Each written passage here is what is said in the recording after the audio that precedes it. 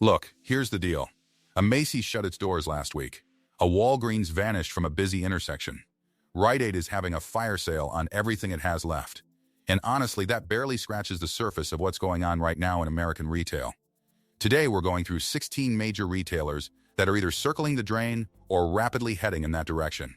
And the thing that makes this conversation worth having is that these aren't obscure brands nobody's heard of. These are stores you drive past on your commute, stores your parents shopped at, stores you probably still have a loyalty card for somewhere in your wallet. But behind those familiar logos and well-lit storefronts, the ground is shifting fast. So let's get into it. Number 16. Walgreens. Here's a scenario you've probably lived through. You walk into a Walgreens because you need deodorant. Simple enough, right? Except when you get to the aisle, the deodorant is locked behind a thick plastic case. So is the toothpaste next to it. So are the razors. So are the vitamins. You stand there looking around for an employee to come unlock it, and 5 minutes go by. Then 10. By that point, you're already annoyed, and you're buying deodorant, not a diamond ring.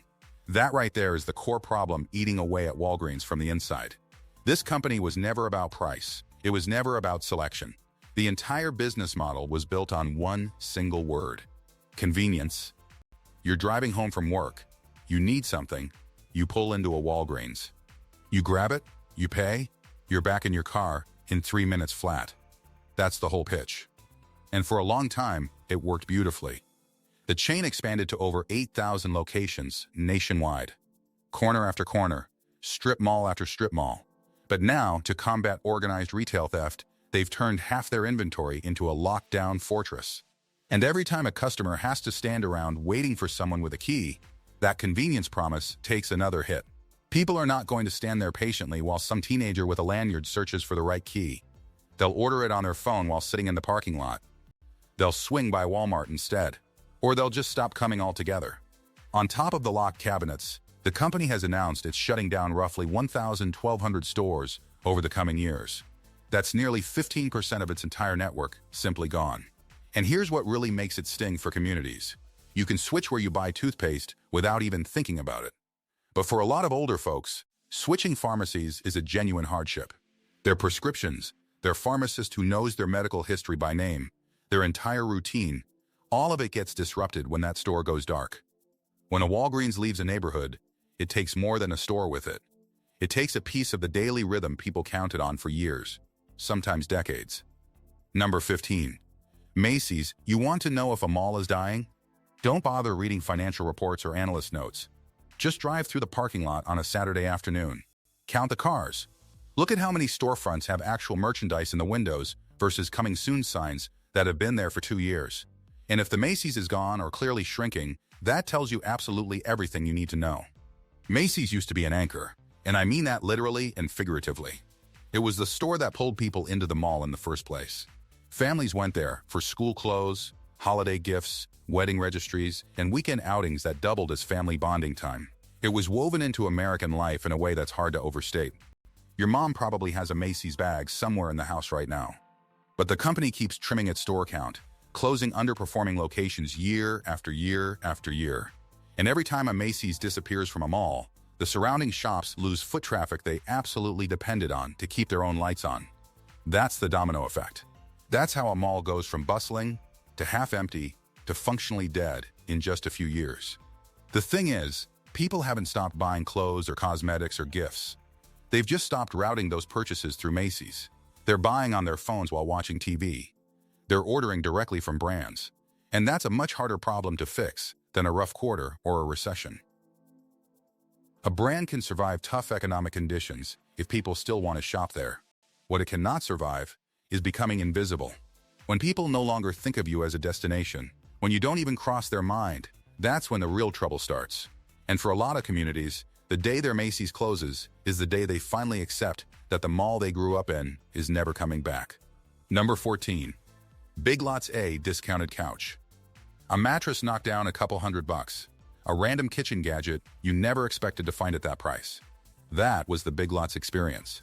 It wasn't glamorous, it wasn't trendy, and nobody was bragging about their Big Lots haul on social media. But for families watching every dollar, it was a genuine lifeline. Big Lots filed for bankruptcy, and hundreds of stores have hit closure lists across the country. And the cruel irony here is impossible to miss. In theory, discount retailers should absolutely thrive when the economy gets rough. People tighten up, they look for deals, they trade down from premium to budget.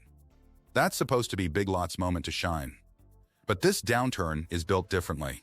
The customers Big Lots was designed to serve aren't just cutting back on luxuries, they're struggling with rent, groceries, insurance, gas, and basic monthly bills that keep climbing. When you're that squeezed financially, even a discounted sofa becomes something you push off for another 6 months, or a year, or indefinitely. The very people who needed Big Lots the most can no longer afford to shop there. That's the brutal math behind this story. A company built to serve budget-conscious families is failing precisely because those families are under more financial pressure than ever. And for communities that relied on Big Lots as their affordable furniture and household goods option, that closure isn't just losing a brand name. It's losing one of the few places where $100 in your pocket still felt like real spending power. If you're finding this valuable, do me a quick favor, hit that like button, drop a comment below, and subscribe if you haven't already. It takes 2 seconds and it genuinely helps the channel grow. Alright, let's keep going. Number 13. Joanne handmade quilt draped over the back of a couch. A Halloween costume stitched together for a grandchild who will remember it for years. A birthday card made from scratch with real thought behind it, instead of something grabbed off a Hallmark shelf at the last minute. A lot of those things started in the same place, Joanne. And that's what makes Joanne's decline hit differently than most stores on this list. People didn't go to Joanne because they needed to check a box or cross something off a list. They went because they wanted to make something with their own hands. A gift, a project, a weekend activity that had nothing to do with consumption and everything to do with creation. That's rare in retail. At its peak, Joanne had over 800 locations scattered across the country. After filing for bankruptcy, a huge chunk of them shuttered permanently. And here's what makes it especially painful. It's not like people suddenly lost interest in crafts or sewing or DIY projects. Quite the opposite, actually. DIY content is exploding online. Handmade projects are trending harder than ever. But there's a massive gap between watching a craft tutorial on your phone and actually spending $40 or $50 on fabric, thread, buttons, and supplies to do it yourself. When grocery bills climb, when utilities spike, when the overall cost of just existing keeps ratcheting up month after month, hobby spending is one of the first things that gets sacrificed. It's not essential. It doesn't keep the lights on. So, it goes. Joanne was a brand built entirely on creativity. And it's failing at a time when creativity has never had more cultural momentum. The audience is there. The interest is there. The wallets are not. For loyal customers, losing a Joanne doesn't just mean losing a store. It means losing one of the last physical places where you could walk in with nothing but an idea bouncing around in your head and walk out with the raw materials to make it real.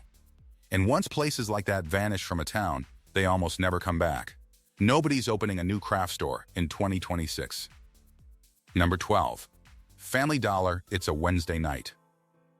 You just realized you're out of toilet paper. The laundry soap is empty. Your kid needs a notebook for school tomorrow. These aren't things you sit down and plan a shopping trip around. These are things you need taken care of right now, tonight, before bed. And in thousands of communities across the country, Family Dollar was the immediate answer to those moments. Not for a big grocery haul, not for electronics, not for anything fancy. Just for solving small, urgent, everyday problems. A bottle of shampoo, a box of cereal, a pack of paper towels, a tube of toothpaste. That's it. That's the entire value proposition, and it worked for a very long time.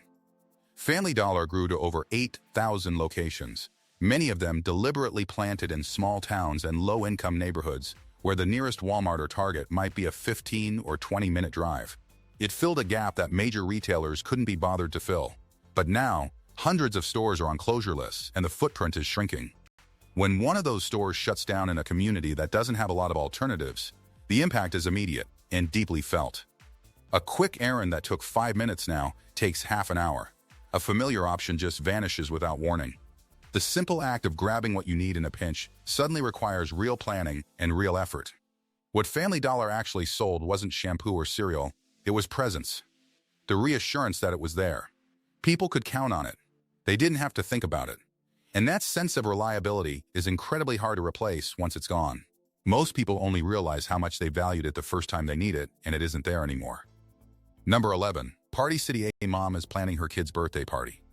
She heads to where she's always gone, Party City. But when she pulls up, the storefront is dark. No balloons in the window, no seasonal display. Just an empty shell with a for lease sign where the liquidation banners used to hang. That moment has played out in communities all over the country. For decades, if you needed party supplies for absolutely any occasion, birthdays, Halloween, graduations, baby showers, retirement parties, 4th of July, Party City was the automatic answer. It was the first place that popped into your head. The whole brand was built around celebration. And here's the thing that makes it so ironic. People haven't stopped celebrating. Birthdays still happen. Halloween still rolls around every October. Kids still graduate. Families still get together. But after filing for bankruptcy, hundreds of Party City locations closed and liquidated every last helium tank, every last pack of streamers. The reasons weren't dramatic or sudden. It was a slow bleed, death by 1,000 cuts. You can grab decorations at Walmart now. You can order a customized banner on Amazon with next-day delivery. You can find themed party kits through Instagram shops. One little piece of Party City's business got chipped away, then another, until there wasn't enough left to keep the doors open. Party City didn't fail because people stopped throwing parties. It failed because people stopped needing Party City to throw them. And the day someone realizes their go-to-party store is gone is usually the day they understand just how much that familiar stop actually meant to them. Quick reminder, if you're sticking with me, smash the like button, leave your thoughts in the comments, and subscribe for more. Now, let's move on. Number 10. Kohl's. Picture this. A shopper spots a shirt marked 40% off at Kohl's. They pull out their phone, do a 5-second search, find the exact same shirt for less online, and put it right back on the rack. No frustration, no scene, no complaint to a manager. They just walk away. Transaction over before it started. That scene is becoming the norm at Kohl's, and it reveals a fundamental problem with the entire business model. For years, this company didn't just sell merchandise, it sold the thrill of a deal. Stack a 20% coupon with Kohl's cash and a clearance tag, and customers walked out feeling like they pulled off some kind of heist. That emotional payoff kept people loyal for a very long time. But the game has changed completely and permanently. Every item sitting on a Kohl's shelf now competes with every price on the entire internet, accessible in about 3 seconds flat through the phone in your pocket. And when shoppers consistently discover better deals elsewhere with minimal effort, that great savings feeling evaporates. The magic trick doesn't work when the audience can see behind the curtain. Kohl's still runs over 1,000 stores. But the company has been trimming underperforming locations and scrambling to give customers a compelling reason to make the trip. Most people drifting away from Kohl's aren't doing it out of anger or spite. They're just quietly shifting habits, one purchase at a time. One buy goes to Amazon, another to Target, another directly to the brand's own website. Each individual decision is tiny, almost imperceptible, but multiply it by millions of customers making those same choices week after week, and you've got a revenue crisis that no coupon strategy can fix. When a brand loses the fundamental reason people kept walking through the doors, the future gets very uncertain very quickly. Number 9. Rite Aid. Someone swings by Rite Aid to grab their monthly prescription. Same stop they've been making for years, maybe decades. Same pharmacist, same route, same routine. But this time, the doors are locked.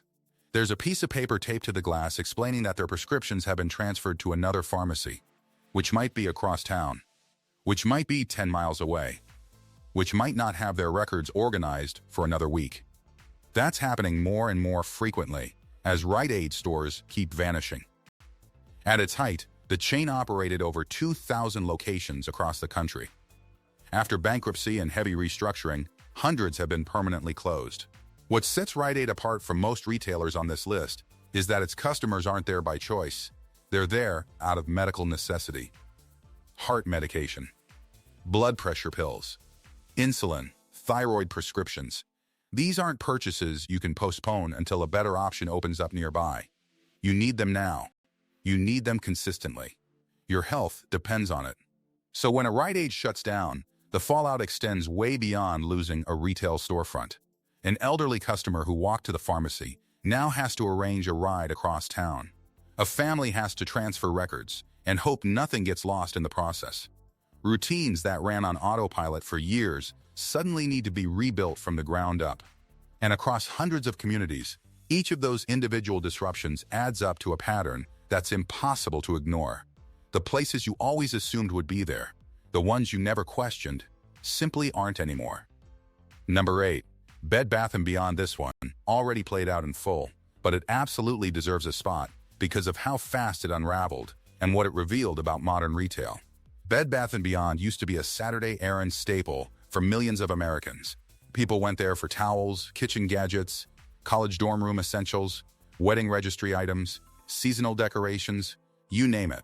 The stores were enormous, packed floor to ceiling with merchandise, and those famous blue 20% off coupons showed up in the mailbox so frequently they practically became wallpaper. Then the whole thing collapsed. Bankruptcy, full liquidation, every single location closed coast to coast. And the speed of it genuinely shocked people. One month the store felt like it was chugging along, and the next month liquidation signs were plastered on every window, and customers were picking through whatever was left on the shelves. The lesson from Bed Bath & Beyond is brutally straightforward. Size and brand recognition do not protect you when your customers find better options.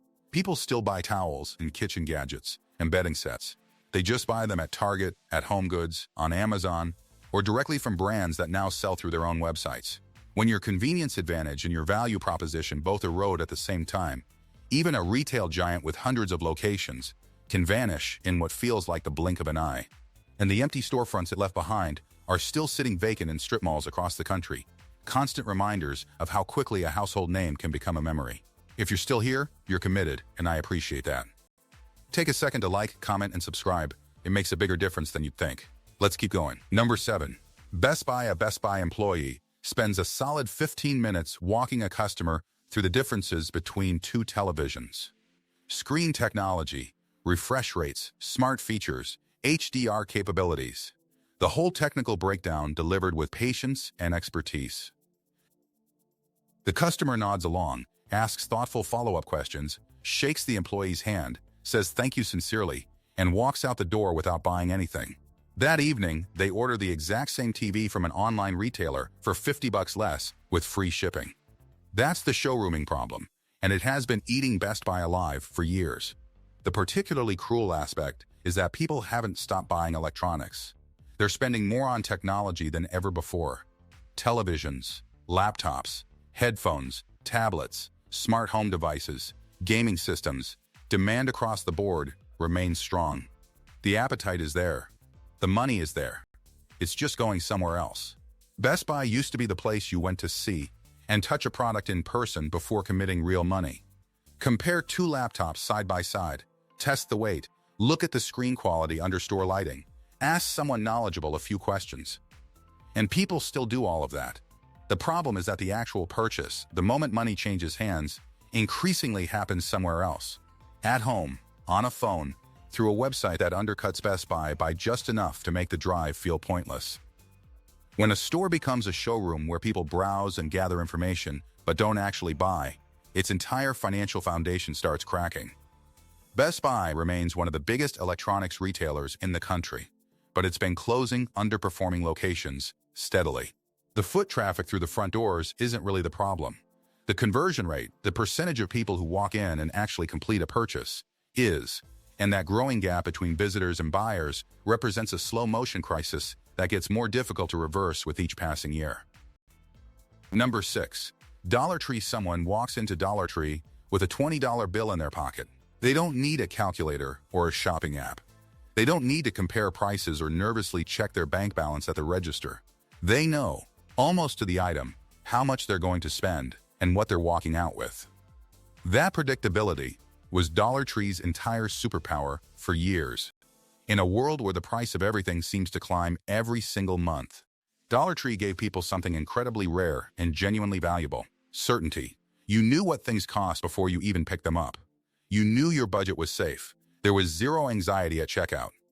And for families living paycheck to paycheck, that peace of mind was worth more than any coupon or sale. But that promise has been crumbling steadily. The dollar price point became $1.25. Then $3 and $5 items started appearing on shelves throughout the store. Customers still walk through the doors, but the mental math has gotten muddier and less reassuring. The simplicity that built the brand's entire identity and customer base isn't as sharp or reliable anymore. Dollar Tree still operates thousands of stores, but the company has announced plans to close hundreds as part of its restructuring efforts. And for a lot of loyal shoppers, this story isn't really about a 25-cent price increase. It's about losing the certainty, the confidence and calm that came from knowing exactly what was waiting on the other side of that door. When a store literally called Dollar Tree no longer delivers on that core emotional promise, customers start questioning a lot more than just what's printed on the price tags. Number 5. JCPenney. The escalators hum quietly. The lights are on. Soft music drifts through the speakers overhead. But walk through a JCPenney today, and there's this unmistakable stillness that wasn't there 15 years ago. It's not that the store is winding down for the evening. It's that a place once packed shoulder to shoulder with shoppers just isn't drawing those crowds anymore. Entire generations of Americans grew up with JCPenney woven tightly into their routines. Back-to-school shopping in August, holiday gifts in December, picking out a suit for prom, a dress for an interview, towels for a first apartment, spending a lazy Saturday wandering the mall with the whole family. No real agenda, just browsing. For millions of people, JCPenney wasn't just a retailer with good sales. It was a fixture of American life, as familiar and reliable as the mall itself. The company filed for bankruptcy in 2020 and narrowly avoided complete liquidation by changing ownership at the last possible moment. The store count today is a shadow of what it was at the chain's peak. But the real story isn't about how many locations closed. It's about a habit dying. People don't spend Saturday afternoons wandering through department stores the way they used to. They shop from their couches at midnight, from their phones during lunch breaks, from their desks between meetings. When that fundamental behavioral pattern shifts at scale, the brands that were built on top of it get left stranded. JCPenney didn't implode because of a single catastrophic decision or scandal. It's trying to survive in a world that bears almost no resemblance to the one that made it successful in the first place. And sometimes, the clearest sign that a brand is fading away isn't a padlocked entrance or a bankruptcy filing. It's the quiet that slowly settles into spaces that used to be absolutely full of noise, and life, and people. Hey, real quick, like, comment, subscribe. Takes 2 seconds and it helps this channel way more than you'd think. Back to it. Number 4. Gap. Gap used to be the very definition of mainstream American fashion. Everybody owned a Gap hoodie. Everybody had at least one pair of Gap jeans folded in a drawer somewhere. The brand was so embedded in the culture that it showed up in movies and TV shows and magazine covers without even trying. It was just there. Part of the fabric of how Americans dressed and thought about casual clothing. But somewhere along the way, Gap lost the thread. It stopped being cool without ever becoming something else to replace that coolness. It wasn't cheap enough to compete with fast fashion brands pumping out trendy pieces for pocket change. It wasn't stylish or aspirational enough to compete with the trendier direct-to-consumer labels that started eating its lunch on Instagram. It just sort of existed in this awkward no-man's land, where nothing about the shopping experience or the product was compelling enough to make someone choose it over the dozen other options on their screen. The company has been closing stores steadily for years, pulling out of malls, and trying to reinvent itself in various ways that haven't fully landed. The inventory often feels safe to the point of being completely forgettable. And in a retail environment where consumers have access to essentially infinite options, forgettable is a death sentence. Nobody gets in the car to drive to a store that makes them feel nothing. Gap's problem isn't that people stopped wearing casual clothes. Casual wear is arguably bigger and more dominant than ever. The problem is that Gap stopped being anyone's first choice, or their second choice, or even their fifth. And in retail, being nobody's preferred option is just a slow, quiet walk toward complete irrelevance. Number 3. Foot Locker. Foot Locker built its entire empire on being the place to buy sneakers. Simple as that. You walked into a mall, you made a beeline for Foot Locker, you tried on a few pairs with help from an employee in a referee shirt, and you walked out with a box under your arm. For sneakerheads and casual buyers alike, it was the automatic, unquestioned destination for athletic footwear. But then something seismic happened. Nike, which historically accounted for a massive, disproportionate chunk of Foot Locker's total revenue, started pulling back from wholesale partners to sell directly through its own retail stores and website. Think about that for a second. Your biggest supplier, the brand that fills most of your shelves and drives most of your traffic, decides it would rather sell to your customers itself and keep all the margin. That's not a rough quarter. That's an existential crisis. Foot Locker has been closing underperforming mall locations and attempting to pivot towards standalone stores and diversified brand partnerships. But the headwinds are fierce and unrelenting. People can buy sneakers directly from Nike, Adidas, New Balance, and a dozen other brands through their own apps. They can grab them on Amazon. They can buy and sell limited releases through resale platforms. The reasons to physically walk into a Foot Locker store keep shrinking with every passing season. The broader lesson here is that retail dependency is genuinely dangerous. When your entire business model relies heavily on one supplier's willingness to keep channeling their products through your stores, you're always one board meeting away from serious, potentially fatal trouble. Foot Locker is living through that reality in real time. Number 2. Express was the store for young professionals who wanted to look sharp without spending designer money. Going to a job interview? Hit Express. Need a blazer for a date night? Express had you covered. For a certain demographic, walking into an Express at the mall felt like stepping into the wardrobe of adulthood. The company filed for bankruptcy, closed a significant portion of its stores, and has been fighting for survival ever since. And the reasons mirror what's happening across the entire mid-tier fashion retail space. People aren't shopping for work clothes the way they used to. Remote work killed a chunk of that demand outright.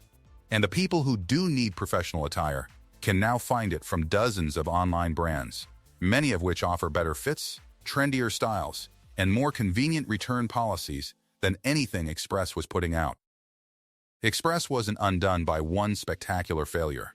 It got caught in the same trap as Gap, stuck in the middle.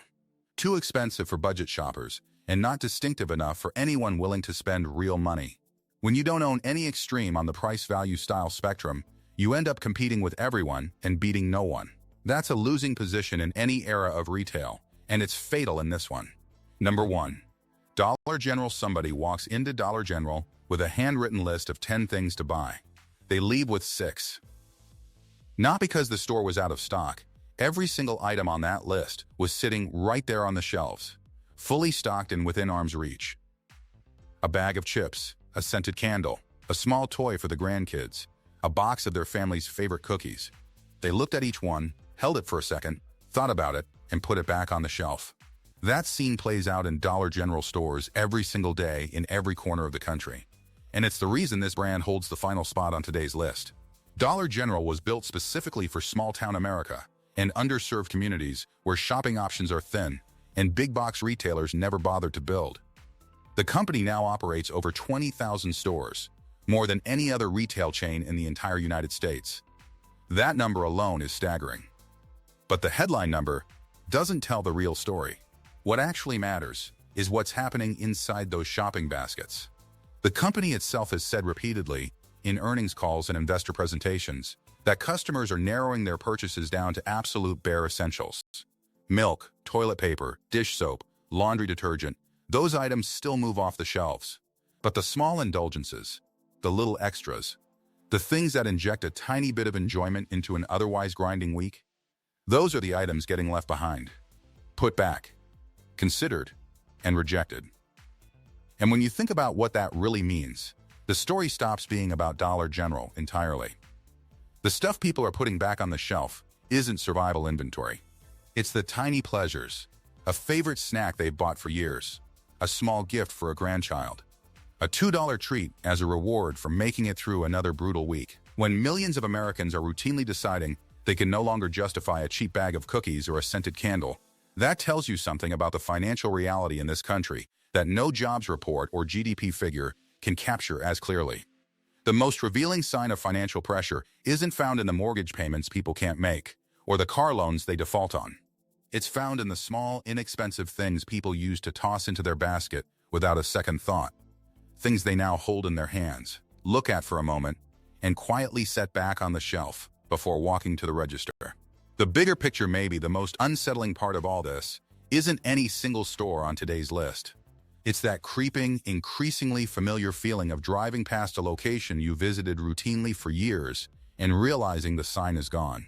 The parking lot is empty. The windows are dark. The building is just sitting there, hollow. These changes don't happen with a dramatic crash. They happen inch by inch, store by store. so gradually that most people barely register them until the day they actually need something from that place and discover it no longer exists. A mall gets quieter, quarter by quarter. A main street gets emptier, storefront by storefront. A neighborhood loses an option it took completely for granted. And each one of these closures represents something bigger than a brand failing a profitability test. It represents a shift in how people live, how they shop, how they spend, and what they're forced to prioritize when the money gets tight. The economy is reshaping the retail landscape in real time. And the stores that can't adapt fast enough are getting swept away, regardless of how recognizable their logos are, or how many decades they've been around. Now I want to hear from you. Which store on this list surprised you the most? Is there a retailer near you that has closed or changed dramatically in the past couple of years? Drop your story in the comments. I read a ton of them, and some of the best video ideas on this channel actually started with something one of you shared. If you made it this far, seriously, hit like, subscribe, and turn on notifications so you catch the next one. I'll see you in the next video.